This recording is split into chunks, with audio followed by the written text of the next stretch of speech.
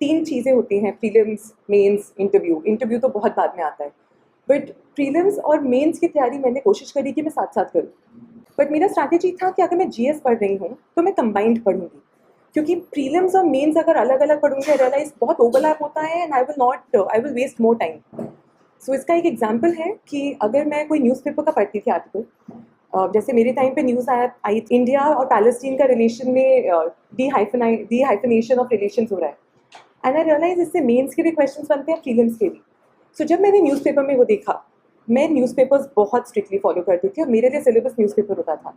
तो वो जो टॉपिक आ गया इजराइल पैलेस्टीन इंडिया, वो मेरे लिए एक सिलेबस का टॉपिक बन गया। एंड न्यूज़पेपर नोट्स ही जब मैंने खुद के बनाए, तो उसको मैंने प्रीलिम्स और मेंस मिक्स करके बनाए। जैसे प्रीलिम्स पॉइंट ऑफ व्यू से मैंने इजराइल और पैलेस्टीन का जितनी भी ज्योग्राफी है वो सब मैंने देखी, उसको अपने नोट्स बनाए। मैं ऑनलाइन नोट्स बनाती थी, तो as it is images copy करना ईजी होता है।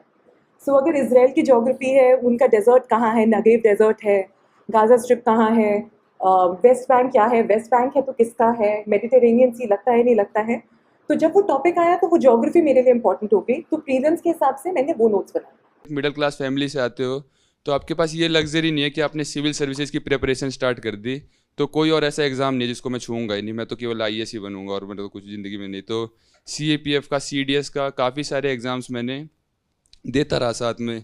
तो 2018 में जो मैंने लाइफ में पहला एग्ज़ाम दिया था वो सीएपीएफ का एग्ज़ाम दिया था। फिर उसके बाद एसएसबी देने गया, आर्म्ड फोर्स एयरफोर्स में, देहरादून, उसमें नहीं हुआ।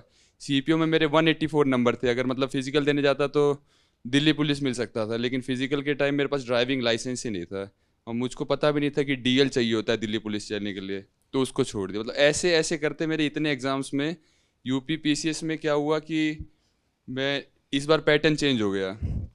तो पहले क्या था कि ऑप्शनल में आप अपनी मर्जी के 4 क्वेश्चन कर सकते थे, इस बार 2 कंपलसरी क्वेश्चन थे, मैंने वही रीड नहीं करा, तो ऑप्शनल में 2 कंपलसरी क्वेश्चन ही नहीं करे, 80 नंबर ऐसे ही छोड़ दिए और 13 नंबर से सिलेक्शन रह गया। मतलब इतने ज़्यादा प्रॉब्लम्स हुई, इतने ज़्यादा बार फेल हुआ कि मैं तो अपने आप को अभी भी सक्सेस से ज़्यादा एक फेलियर मानता हूँ। लेकिन ये है कि मैंने कभी अपने फेलियर्स को डोंट नहीं करने दिया अपने आप को।